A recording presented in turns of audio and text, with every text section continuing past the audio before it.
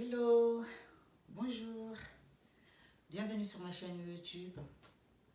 Merci à vous tous qui me regardez, qui me soutenez et qui m'envoient des bonnes ondes. Je vous remets vos bonnes ondes aussi, je vous envoie les miennes. Aujourd'hui, on va parler du mensonge. Ouais, pour moi le mensonge c'est une maladie héréditaire. Vous allez comprendre pourquoi. Pourquoi est-ce que j'ai dit le mensonge est une maladie héréditaire? Pour les gens qui ne connaissent pas, qu'est-ce que ça veut dire une maladie héréditaire? C'est une maladie dans la famille, tout le monde peut avoir cette maladie. Pas tout le monde doit avoir la maladie, mais tout le monde peut avoir la maladie. La maladie, c'est pas seulement voilà, contagieuse, c'est pas seulement une maladie où la personne va filer à son descendant, c'est-à-dire la maladie génétique, d'accord? Je ne parle pas de la maladie proprement dite, mais le mensonge, quand elle est ancrée dans l'ADN d'une personne, elle devient quand même contagieuse. Parce que si les grandes personnes mentent, ils passent leur vie à mentir, ils construisent leur vie à mentir, les enfants qui vont naître dans ce mensonge ou les enfants qui vont assister à ce mensonge deviendront eux-mêmes aussi des menteurs. C'est ça, ça veut dire le mensonge est une maladie contagieuse. Attention, attention, attention. Nous aimons toujours indexer les autres. Nous aimons toujours dire les autres. Ça, c'est quel genre de famille, ça? Tu n'as pas vu un tel avec un tel, ils ont fait ça, ils ont fait... Ça, c'est le commérage. Vous ne connaissez pas exactement ce qui se passe dans cette famille. Nous, les Africains, les familles africaines, chez les Blancs, quand ce genre de truc arrive, en tout cas, moi je ne vis pas dans les familles blanches, je ne vis pas dans les familles européennes plutôt, mais la majorité des histoires qui se passent dans la famille, si le scandale éclate, et si c'est vraiment un scandale grave, ça passe à la télé. Ce n'est pas pour mettre cette famille-là dans le faux ou bien dire que cette famille-là, ce n'est pas une famille bien organisée. C'est juste pour que les autres familles apprennent. Ce sont les faits divers. Chez nous, on garde le silence. C'est le prix d'or. On soutient même les personnes qui sont en train de mentir. On va te soutenir. Malgré que c'est le mensonge, mais on le soutient. On est avec toi. Parce qu'une personne est sortie dans le rang. Dès qu'une personne sort dans le rang, tous les brebis, tous ceux qui restent, qui ne peuvent pas sortir dans les rangs, trouvent que ce brebis-là, il est égaré. Mais qu'est-ce qui vous montre que ce brebis est égaré? Peut-être il n'est pas égaré. Peut-être c'est vous tous qui êtes égarés et c'est lui qui connaît la vérité. La vérité constitutionnelle.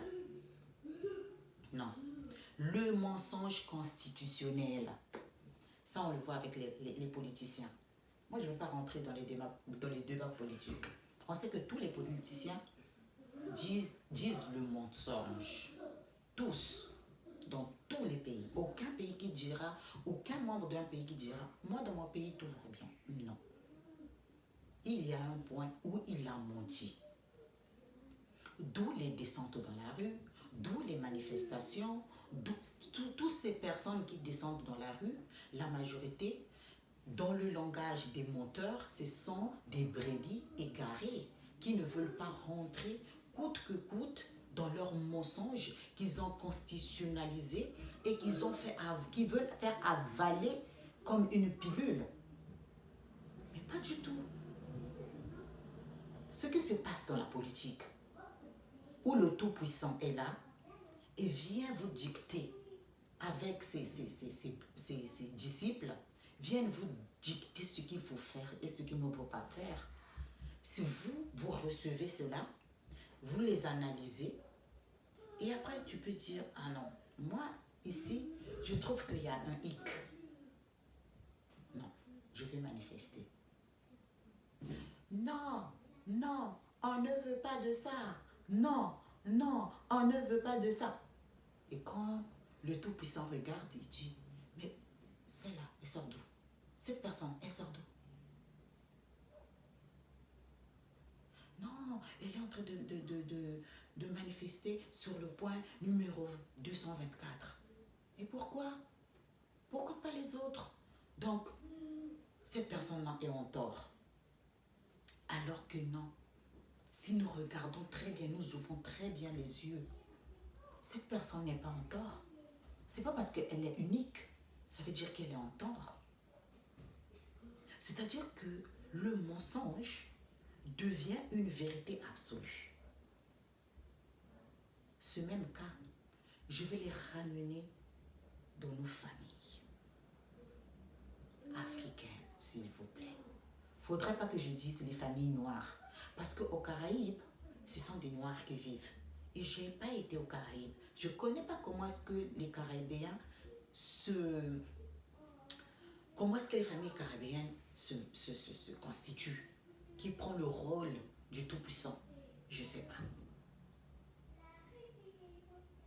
En Amérique latine, il y a des mélanges. Il y a des Noirs, il y a des Métis, il y a des Blancs. En Europe, quand on parle d'Européens, ce sont des Blancs, les gens qui ont la peau blanche.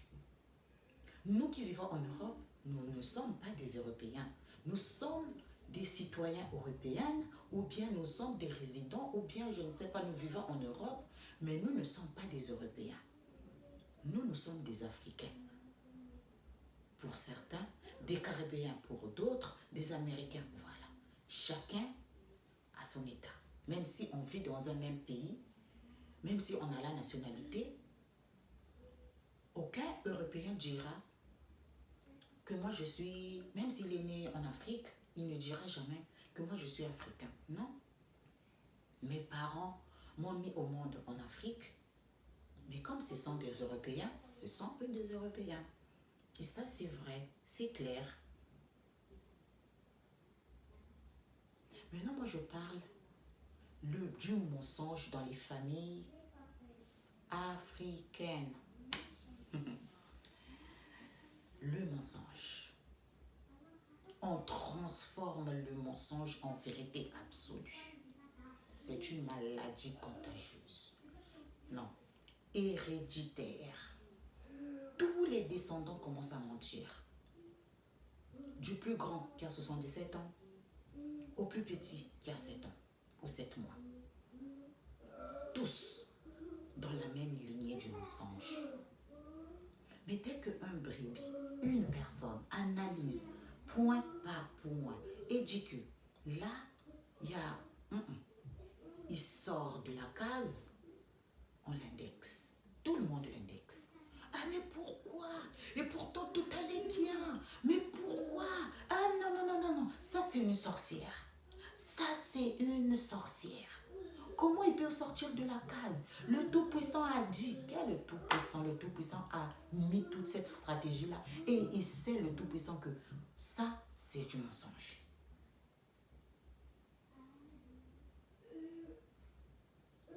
Alors, c'est dû à quoi? Pourquoi il y a un mensonge bien huilé qui fait de la personne intouchable?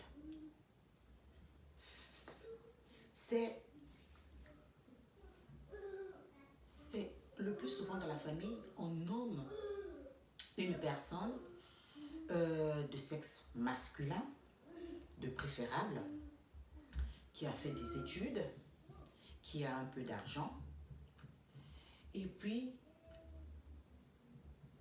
c'est lui qui est le chef de la famille. S'il est premier aussi de la famille, c'est-à-dire le plus âgé, le plus souvent, il coche toutes les cases, donc il est le chef de la famille. C'est lui en quelque sorte qui dirige.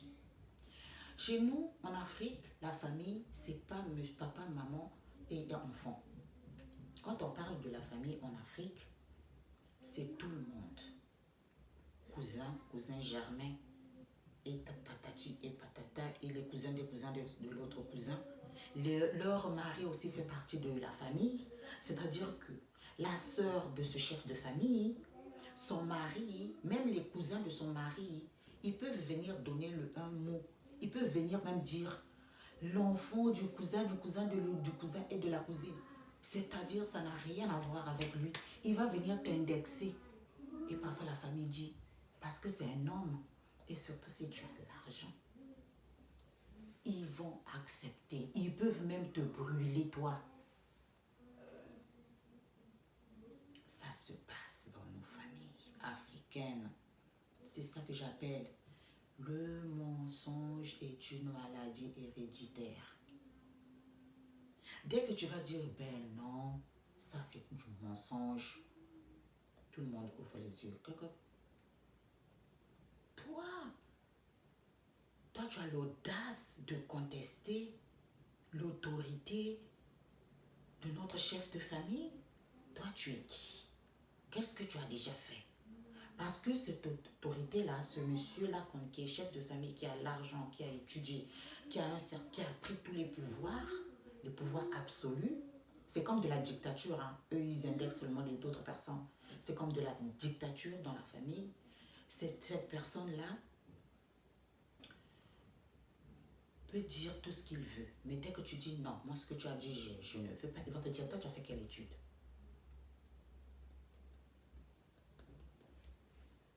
Tu as fait quelle étude? Et tu es là. Non, mais moi je me suis répété. Alors, tais-toi, tu connais pas. C'est comme ça. Et tu dois te taire. Si tu ne te tais pas, tous les brebis qui sont en bas, qui subviennent aux besoins de ce chef, vont dire, tais-toi. Tais-toi. Pourquoi tu ne peux pas te taire? Tais-toi.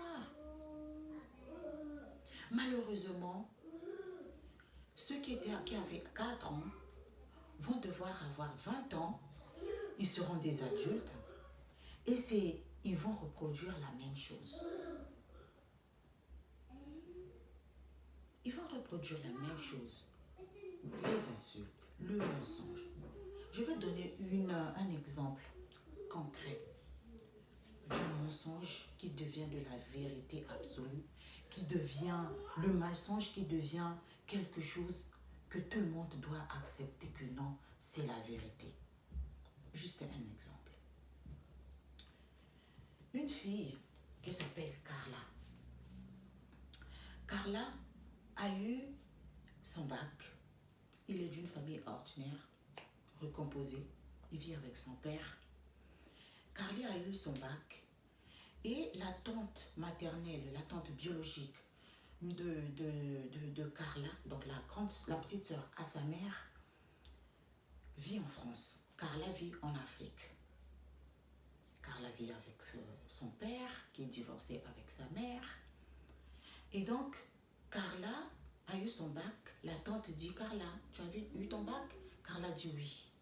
Dis à ton père, moi je suis en France, qu'il te fasse le passeport le plus rapidement possible. Et moi, je vais faire les démarches ici pour l'inscription pour que Carla, tu viennes en France. Carla va dire à son père, et le père aussi, très content, il fait le passeport. Il fait le passeport, en 4 jours, le passeport sort. Et Carla, toute contente, il dit à la tante, j'ai eu mon passeport. Le papa parle avec la tante maternelle de Carla. Donc, comment est-ce qu'on va faire? La tante dit, ne vous inquiétez pas, monsieur Paul, le Camerounais, ne vous inquiétez pas, moi, je vais recevoir Carla et je sais dans quelle école il va venir.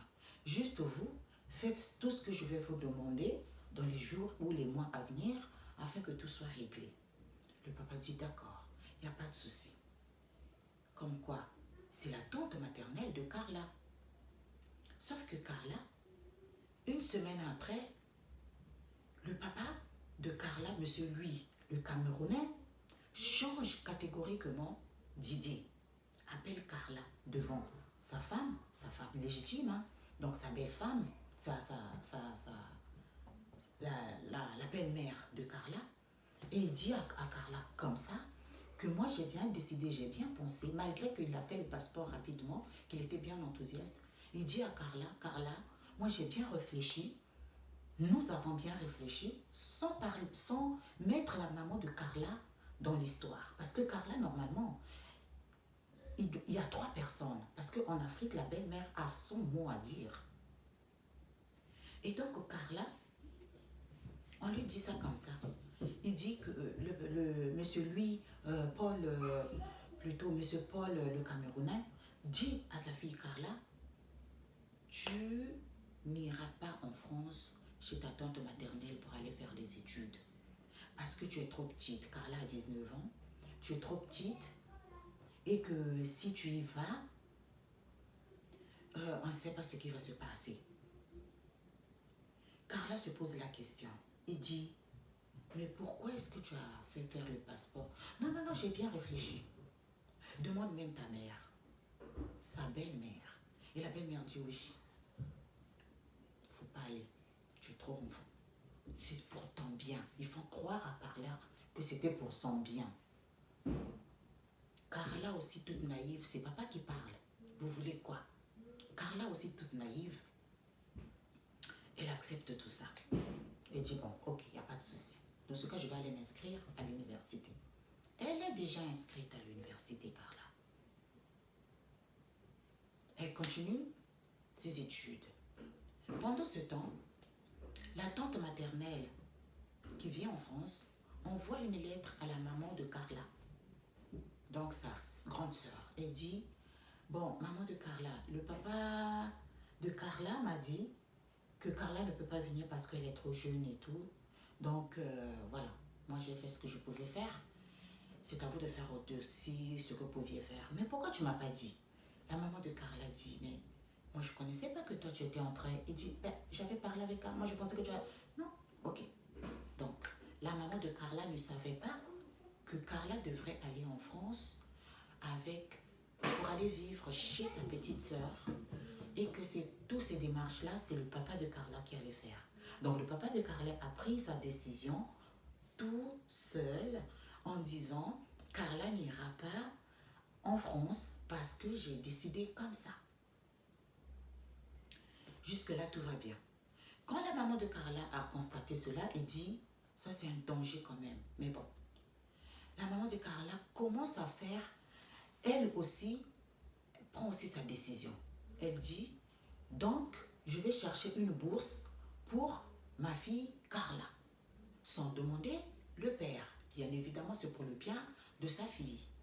Donc, la maman de Carla va voir aussi une personne avec qui il avait fréquenté, qui travaille dans le domaine d'obtention de bourse. Et donc, il fait toutes les démarches et Carla obtient la bourse. Carla donc va voyager. Donc, il dit à Carla, Carla, je t'ai fait obtenir une bourse, donc va aviser ton père pour lui dire qu'à bientôt tu voyageras. Carla, toute contente, va voir son père, monsieur pourquoi je dis monsieur lui? Monsieur, j'ai oublié le nom du papa de Carla. Monsieur Paul le Camerounais. Il va dire à monsieur Paul le Camerounais, son père, papa, maman a fait ça, ça, ça et ça, et j'ai eu une bourse. Oh, puis je vais voyager, papa. Je vais aller... Il dit le nom du pays. Monsieur Paul le Camerounais le regarde. Il dit à Carla, hé, qu'est-ce qui te fait dire que tout ça c'est vrai? Qui a dit, qu'est-ce qui a donné la permission à ta mère de faire des démarches comme ça sans me consulter? Bon, ça c'était juste comme ça. C'est déjà fait, il ne peut pas renoncer parce que c'est une bourse. Parce que la première fois, c'était Monsieur Paul qui devrait dépenser l'argent, donc le billet, l'inscription en France. Vous voyez, c'est beaucoup d'argent. Mais là, c'est l'État qui prend tout en charge. Le billet, l'école, tout. Donc, la maman de Carla a juste cherché quelqu'un qui pouvait l'aider, que son enfant aussi figure parmi les gens qui demandent les bourses. La majorité de ces bourses-là, ça vient des parents pauvres. Donc, on envoie des bourses, c'est vraiment des bourses limitées, hein, des parents pauvres. Mais vous savez, en Afrique, euh, quand c'est... voilà, les gens qui ont beaucoup d'argent, eux aussi, ils introduisent leurs enfants. Ce n'était pas le cas du papa de Carla. Elle avait des moyens, mais ce n'était pas des moyens colossaux. Donc, elle avait le droit. Sauf que, voilà, c'est la maman de Carla qui a eu l'idée. Et donc, le papa de Carla était fâché, mais fâché au fond de lui. C'est-à-dire son ego. Pour lui, c'est le monsieur, c'est l'homme, c'est le père qui doit tout faire.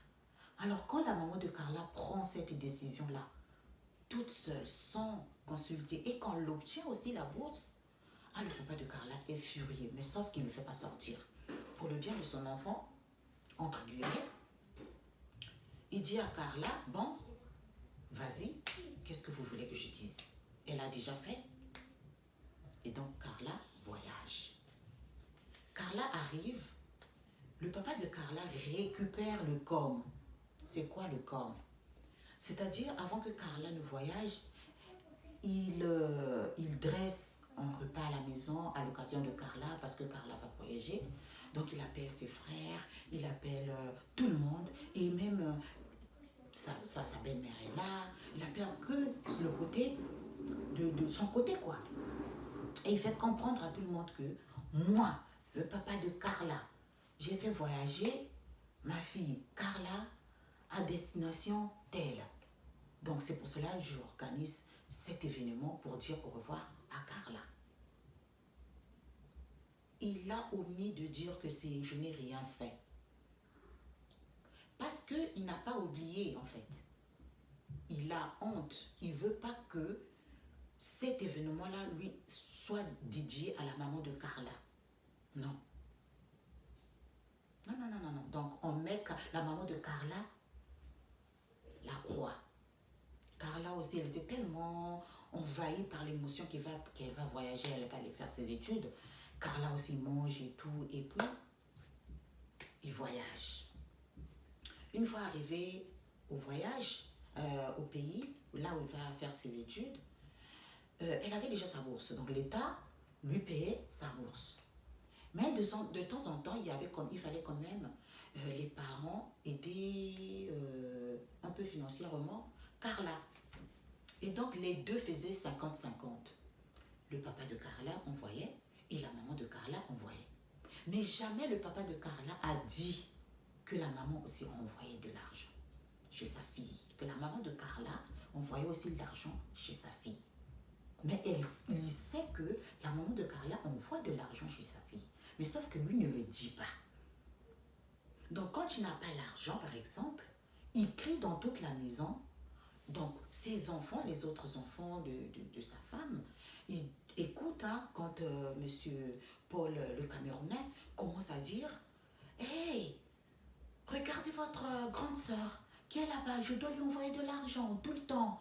Parce que voilà, hein, même sa maman ne fait absolument rien. Vous, il faut être dans le bon chemin, hein, parce que regardez ce que je suis en train de me tracasser. » Alors qu'ils font 50-50, comme disent les Anglais. Il fait 50-50.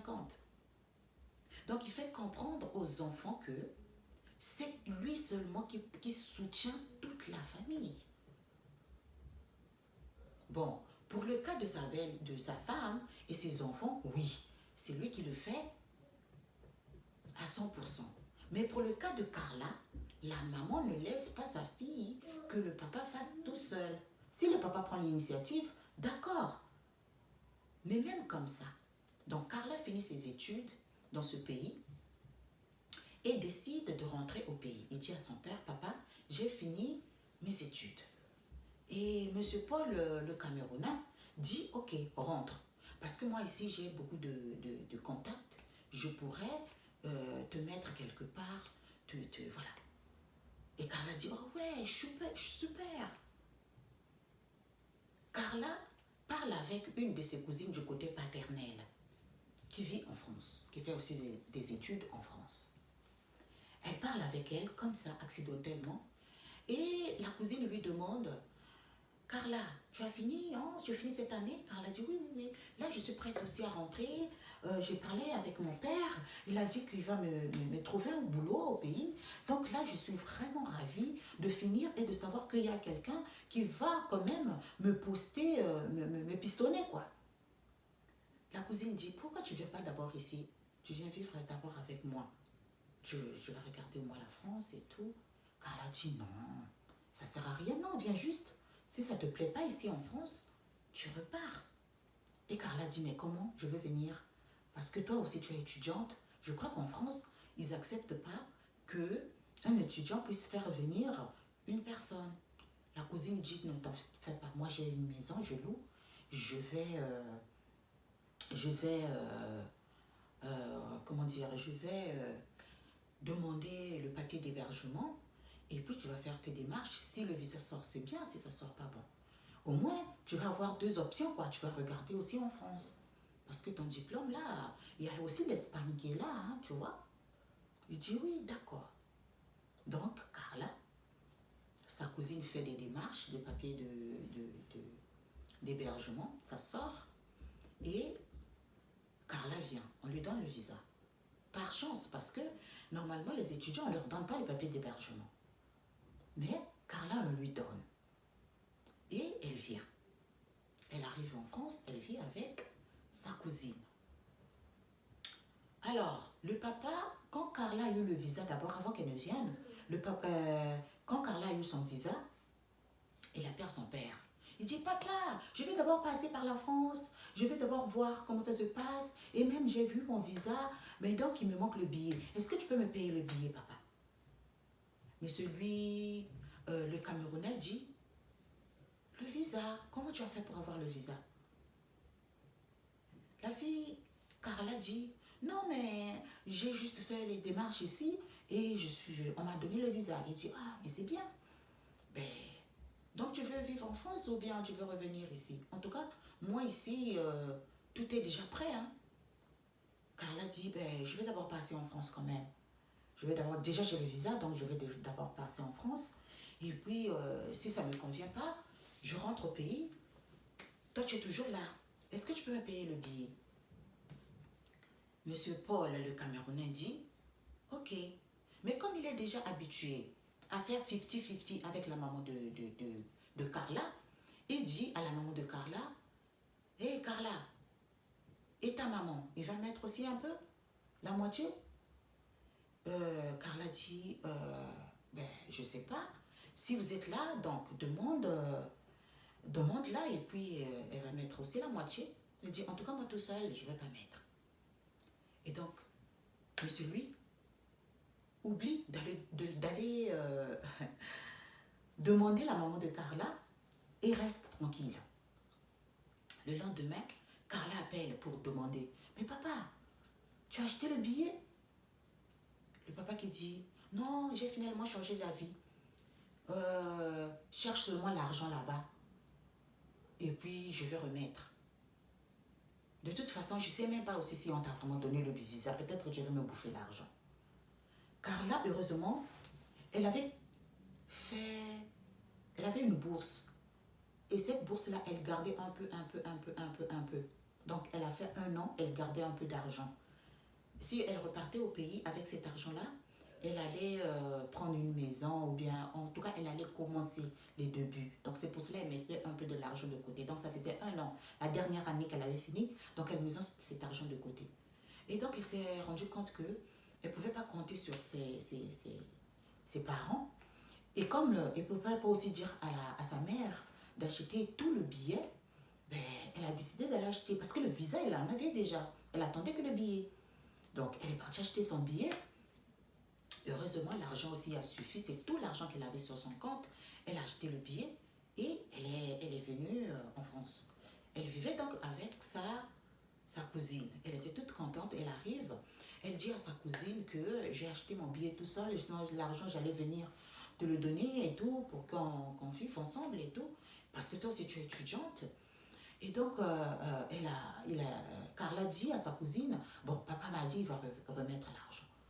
Et quand elle est arrivée, toute l'information arrive à toute la famille. Parce qu'elle n'avait pas dit à toute la famille. La cousine lui dit, s'il te plaît, de grâce, ne disons pas à toute la famille que c'est moi qui t'ai envoyé les papiers d'hébergement. On ne sait pas en Afrique comment est-ce qu'ils peuvent prendre ça. Y compris à mon propre père. Et pourtant, il sait bien que son père ne peut pas être contre. Pourquoi il ne peut pas être contre son père, le père de Carla, de sa cousine? Parce que quand la cousine a eu l'inscription en France, c'est son frère, donc le papa de Carla, avec tous ses contacts qu'il a, qui a fait que son visa puisse sortir rapidement. Et donc le papa de Carla récupère encore pour la peut-être 6e fois le com. C'est-à-dire qu'il prend encore au-dessus de lui. Il dit à tous ses enfants, regardez, j'ai fait, vous savez, votre cousine qui est partie en France là, c'est moi qui avais fait qu'elle puisse avoir le visa. Vous savez ça? Les enfants disent oui papa. Ah là, j'ai encore fait de telle sorte que Carla aussi soit en France. Ils sont ensemble, hein? Ils sont ensemble. J'ai fait de telle sorte que qu'elle vient parce qu'elle a tellement pleuré. Elle voulait rentrer en France. Bon, j'ai cédé. Et donc j'ai mis mon argent en jeu alors que c'était pas lui. Vous voyez comment le mensonge peut être héréditaire? Il a honte de dire que j'ai refusé, j'ai fait ceci, j'ai fait... Il a honte. Donc, il fait de ce mensonge une vérité absolue. Pourquoi? Et les enfants, ils voient, ils disent, waouh, notre père, c'est un superman, quoi. Il est extraordinaire. Bien évidemment, aucun enfant avec sa femme ne sort du pays. Ah ben, les enfants commencent à se plaindre à leur père. Pourquoi est-ce que tu envoies que tu trouves les visas pour les enfants de notre cousine, donc les enfants de ton frère, et puis ta fille, parce qu'elle n'est pas du même maman, parce que tu es en train de la privilégier et tout ça. Pourquoi pas nous? Parce que nous aussi, on a eu le bac, et toi, tu es là, et tout, et tout, et tout. Encore dans son mensonge, le papa, parce que c'est le papa qui fait tout. Parce que eux, ils savent, les enfants là, ils savent que leur maman ne sait rien faire de ses 10 doigts. Mais quand on dit rien, mais c'est rien, nada, zéro. Donc pour eux, toutes les mamans sont comme ça, comme leur mère, qui ne fait absolument rien, qui ne sait même pas remplir un papier. Pour remplir un papier, ça doit venir, c'est son mari qui doit signer. Monsieur Paul, le Camerounais. Donc pour eux, ils ont grandi comme ça, que c'est monsieur, ce papa, c'est lui qui fait tout dans la maison. Alors que son ex-femme, la maman de Carla, a toujours fait, que ce soit dans les études de Carla, que ce soit dans les démarches, dans les habits, elle a toujours contribué dans l'éducation de l'enfant. Pourquoi? Vous savez pourquoi? Parce qu'en Afrique, c'est un peu rare que une mère, même si tu travailles, c'est un peu rare de contribuer à la hauteur ou bien quand même un peu plus que le père, même si le père a l'argent. C'est un peu rare que la femme le fasse. Vous savez pourquoi? Parce que la maman de Carla a fait ses études aussi en France. Donc, elle connaît l'importance que la mère et le père, ils ont les mêmes droits sur leur enfant. C'est ça, la vérité. Et comme les enfants sont dans une influence de voir que leur père seulement qui fait tout, leur maman, elle est là. Donc les enfants aussi, ils sont dans cette ignorance et ils ont grandi aussi avec ce mensonge et ils ont fait de ce mensonge une vérité. Les années après, Carla dit, mais attendez, parce que ses frères, ses demi-frères commençaient à insulter Carla. Genre, Carla, elle n'était pas reconnaissante parce que elle n'appelait pas, parce que elle était tout le temps fourrée avec ses cousines, parce qu'elle s'entend bien avec la cousine, elles sont toujours entendues, et donc elle était toujours avec la cousine. Une fois, une sœur, sa demi-sœur, en troisième position, je crois, lui envoie le message en disant, toi, apparemment, tu t'occupes que de ta mère, alors que ta mère t'avait abandonné. Hein? C'est notre maman qui t'a fait grandir. C'est notre père qui a fait que toi, tu sois là où tu es. Hein? Et toi, tu es là, tu ne nous calcules même pas. Je te trouve très bizarre. Et commencer à lui insulter sur les réseaux sociaux, s'il vous plaît. Quand je dis sur les réseaux sociaux, c'est pas genre ce que je suis en train de dire là. Il ne fait pas une vidéo, mais il écrit sur Facebook les messages. Voilà. Et pour lui rappeler à Carla, et Carla ne comprenait pas. Et tout le temps, il disait au papa, mais pourquoi est-ce que la fille me dit ça? Parce que Carla, elle a toujours eu une admiration, un respect profond envers son père. Donc, elle disait tout, absolument tout. Même quand ça ne marchait pas dans son foyer, elle disait à son père, et son père partait rapporter. Il disait, regardez, vous qui ne m'écoutez pas, regardez comment est-ce que Carla est en train de souffrir. Sans se rendre compte, Carla, que c'est son propre père qui est en train de partir de... Et les enfants, là, ils vont faire le commérage dans le quartier. Vous savez, en Afrique, il y a le Congossa. Donc, il va faire le Congossa dans les quartiers. Ils vont dire, vous savez, notre soeur, là, comme elle s'occupe plus de notre père qui a souffert pour elle, elle est en train de souffrir là-bas. Elle n'a même pas de maison. Et dit ça dans la rue. Et tout le quartier était au courant. Alors que c'était faux. Vous savez, en France, les gens traversent des difficultés. C'est pour cela que je dis, cette histoire m'a inspirée. Quand Carla, la Camerounaise, m'a expliqué l'histoire, j'ai dit, waouh, c'est un fait de société. Et donc, ça m'a inspiré, j'ai dit, il faut que je partage ça pour que les gens qui sont dans ce déni-là, parce que ses propres enfants, ils vivent aussi dans le déni et dans le mensonge, même dans leur foyer. Même dans leur foyer, ils sont en train de mentir à leur mari. C'est-à-dire, pas sur Carla, mais de leur vie en fait. Parce qu'ils ont grandi comme ça. C'est pour cela que je dis, le mensonge est une maladie héréditaire. Couper les liens. Nous, notre génération, on doit couper le lien. Dire la vérité. Surtout quand ça touche les vies, les santé. Parce qu'une personne toi tu dis la vérité et une personne commence à te répéter à tout le temps que ce que tu dis c'est faux. La personne peut se suicider, la personne peut se traumatiser, la personne peut aller se pendre, c'est toujours le suicide. La personne peut devenir folle, la personne peut rentrer dans la dépression. Donc l'effet divers, la vie de tous les jours peut impacter la santé mentale, la santé physique, la santé financière d'une personne. Parce que tu as fait ton mensonge, tu l'as constitutionnalisé et tu l'as rendu une vérité absolue et que les gens doivent gober ça comme des pilules. Dites non, non et non. Il y a un mensonge de sauver sa peau. Par exemple, si quelqu'un est en train de te menacer, on te dit, dis comme ça que c'est ton père qui t'a dit ça. Tu dis, oui, c'est pour sauver ta peau. Et dis que, par exemple, dis que c'est toi qui est volé. Par exemple, c'est ce qui se passe avec parfois dans les gardes à vue. Hein. Donc tu trembles. On te dit, il faut accepter, c'est toi qui l'as tué. Oui, chef. Mais ça, c'est pas une vérité. C'est une contrainte. Et on va dire, vous avez vu, c'est elle-même qui a dit oui. Alors qu'elle était sous contrainte. Il y a des gens qui peuvent mentir pour régulariser une situation. Parce qu'il n'y avait pas d'autre issue. Est-ce que cette personne-là a menti? Non. Elle est consciente. J'ai régularisé une situation parce que je n'avais pas d'autre issue. Parfois, il ne le fait pas toute seule, la personne. Il le fait parfois à deux, en couple. Mais dès que vous vous séparez, ça c'est un autre sujet. Merci beaucoup, je vais m'arrêter ici.